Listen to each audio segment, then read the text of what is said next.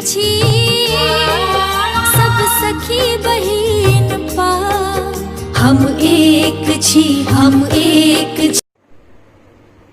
जय मिथिला, जय मैथिली। हाँ ममता साहब सोनपत हरियाणा से हमारे रजिस्ट्रेशन नंबर है SB9। हम टूरगर मैथिलानी में भाग ले रही। एहिमे हम 3टा चीज अहाँ सबके समक्ष राखि रहल छी। एहि तीनों चीज में सबसे पहले खाना संबंध से गोंद के लड्डू है और एक बुनाई संबंध में एक छोट बच्चा के एक स्वेटर बनेलो है। और आजकल तो सबके लग में मोबाइल होते हैं, ताहि संबंध में क्रुसिया से एक हम छोट चीज पर्स बना कर देखेल है। तो आशा है जहाँ सबके सबके पसंद है। जय मिथिला, जय भारत। प्रिय पिराननाथ सादर प्रणाम, प्रिय पिराननाथ सादर प्रणाम। कृपा महादेव सो कुशले कुशल छै, अहाँ लेल सबहक आत्मा बेकल छै। मानो ने हैत पिया मुँहो हमर मुदा, बिसरल न होइबै सासुर केर नाम। प्रिय पिराननाथ सादर प्रणाम, प्रिय पिराननाथ सादर प्रणाम, प्रिय पिराननाथ।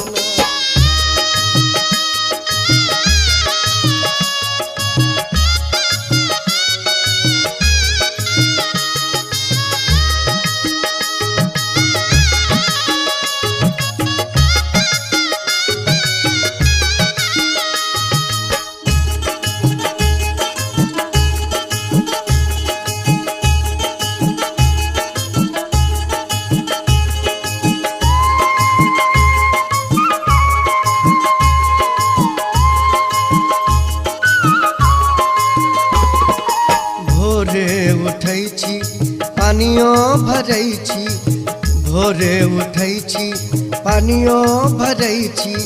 अपने ही हाथे भानस करै छी, केस गरम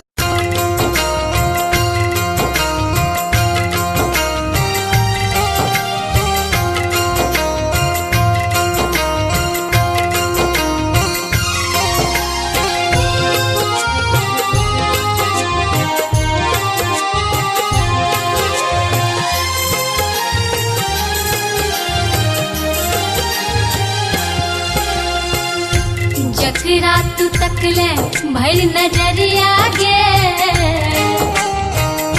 जकरा तू तकले भर नजरिया गे, जिंदगी जोर भ गेले। जकरा तू तकले भर नजरिया गे, जिंदगी जोर भ गेले। जीवन उदास गुज अन्हरिया गे, जीवन उदास गुज अन्हरिया गे, एक पल में